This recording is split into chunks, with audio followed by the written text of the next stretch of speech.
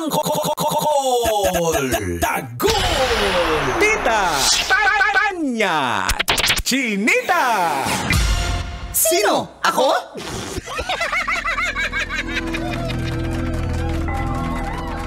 Magandang umaga, Luzon, Visayas, Mindanao. Ako si Mangga sa Tito ang Siko. Sino? Ako? Sa England, isang nanay ang nanganak. Ngunit, hindi niya ito namalayan na siya pala'y buntis. Nagbakasyon noon ang mag-asawa sa Toronto, Canada. Mayo nitong taon, kasama ang kanilang anak na 6 na taong gulang. Pagdating sa hotel, nagpahinga muna ang pamilya. At pagsapit ng hating gabi, nakaramdam si Helen ng pananakit sa tiyan. Kung kaya't pumunta siya sa CR. Umere siya at sa pangalawang ere niya, biglang may lumabas na baby. Hindi baby yun ah.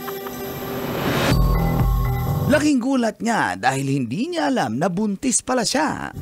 Dinala agad siya sa emergency ng hospital at isang baby girl ang kanyang anak at pinangalanan nilang Olivia. Ang tawag sa nangyari kay Helen ay cryptic pregnancy.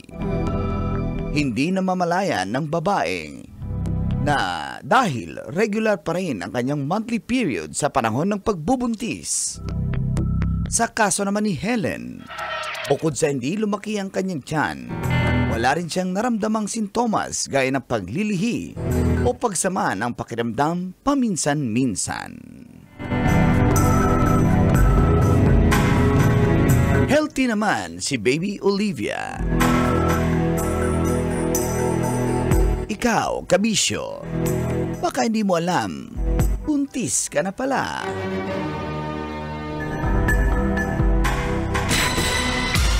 Sino? Ako? Kailangan pa bang i-memorize yan?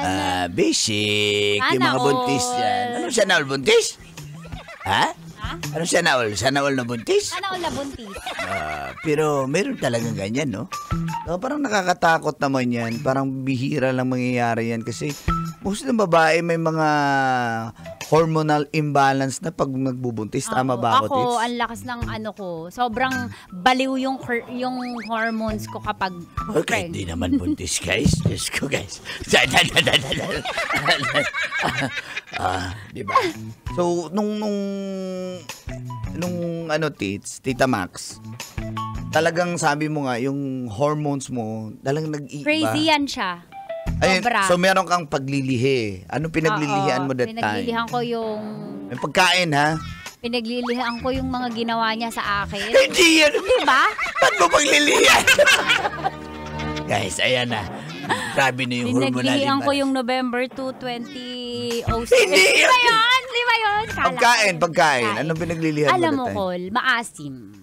So kaya pala yung Suka. mangga na hilaw, talagang Maasim. para yan sa mga Kasi buntis. sobrang intense ng appetite mo eh. So craving ka. Hindi naman lang din pag buntis yan. Pag premenstrual PMS symptoms, maasim talaga. Craving kami for something intense taste. Oh, yeah, mga Kaya gusto namin ng mga pwede rin babaero santol. kasi intense yung mga babaero eh. Guys, bagay, may mga babaerong Diba? maasim. Oh. Yan, so mga prutas na medyo maasim yan, medyo, yan yung cravings nyo. Tapos may asin, may bagoong, mga ganon. Yan, oo. Tsaka cravings ko din pa yung... Pero, what about the mood? Sobrang cool. Kung ngayon may toyo ako, ang tindi. 9 na buwan toyo ko. Hindi naman siya naman buwan. Guys, ilang years na yan, guys. Hanggang... Sobrang lupit. So, yung mood swing, grabe. Hindi Babago. hindi siya sinasadya ng mga babae po Oo, Oo, kasi pag nag-aral buntis kayo ng science, yan yun. Hormones namin. Blame the hormones for that, for the mood swings. Grabe. Nagbabago As in, talaga siya sabi ko- kasi may baby na sa tiyan. Sabi ko, Ano yan? Nagtatampo? hindi, buntis. Ganun ba yung magbuntis? So, yun yung mga cryptic pregnancy na hindi mo alam na buntis ka Buntis ka pala. pala. Tas, di ba yung iba hindi alam, tas Ang nag-iinom ganda nga. pa, Oo, nagpa-party oo, pa. Oo, yes, nanlalalaki pa. Hindi sila alam tatay. Sino kaya yun? Alam, pag ano na lang, depende sa kulay. Kung ano, black, di yung basketball player.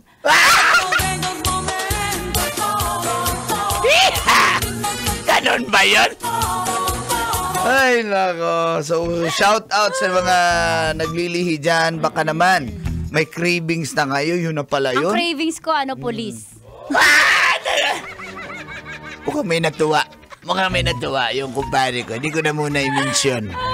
Oh, di ba? Kasi may cravings ka, hindi mo alam na baka gutom na ako, gusto ko lang kumain, pero buntis ka na pala, girl. Kaya Kasi magpa-check na. as in, identical kasi yung feeling ng PMS namin o pre-menstrual syndrome o symptoms. Ano ba yun? Sindikato? Basta yung malapit ka na magkaroon tsaka yung symptoms ng buntis, parehong-pareho kasi masakit sa boobs. talaga? Kasi yung menstrual cycle namin, kasi in preparation yan sa pagbubuntis Yun yung pagkaka-create sa amin ni Lord So yun, same lang. So, parang Saka yung mood parang swings. nung una, baka isipin lang ng babae na, okay, magkakaroon na ako. magkakaroon, kaya ganito. kaya ganon. Pero, yes. hindi ka nagkaroon. So, ibig sabihin, Buntis ka, pag Pero- delayed ka. Tsaka pag bumembang ka, syempre alam mo naman kung naiputok yun, parang tanga naman to. why? Alam ko podcast Hindi yan podcast live din sa radyo, ha? Ayos ka dyan. Tuwang-tuwa naman itong mga UB Express driver. Kaya nga Karinig lang driver kayo, na to. Mga Oo, driver. kaya- Ang laki nandyan Nung driver? Nang buntis. Mga anak na. Yung buntis? Yung driver. Baka yung kabit niya yung mga anak. Nung driver? Nang buntis. Ay, nako. Nakapila sa sa OB. Yung buntis! Yung driver. Ay! Grabe talaga. Alin? Yung driver? Yung buntis. Nagsuka Nagsuka yung buntis? Driver. Nag-inom. Yung driver? Yung buntis. Lasing! Yung driver. Dalawang guhit sa pregnancy test Nung buntis? Yung driver. Yun, isit. Gas pala, sinukat yung gas. Sinukat nung driver? Nang buntis. Siya, in internal examination Pinasok ko yung niya, yung niya Yung buntis? Yung driver. Yak na yak! Pinapasok nyo nga yung butas Hindi kasi yung driver Yung driver yung pinasabi kong yak Gusto mo kanyanin ko yung driver? Mayos kayo ha. Seryoso yan Galing siya. si Direk Phil dyan ha. Good morning sa inyo. Nagwelga Nagwilga. Yung driver? Yung police. Yung buntis. Basic. Sabi niya, it's a baby girl! Sabi ng doktor? Siyempre, yung doktor magsasabi. Alam ka naman ikaw ng anak. Nasasabihin mo. Si bibigan. Nga ba next? Sabi niya, dug. Okay guys, maniniwala na sana ako guys. Pakatahin natin si Kapop Joe. Bumibembang Umiiwas ang tayo. tingin Hoy! Laging nakatanaw sa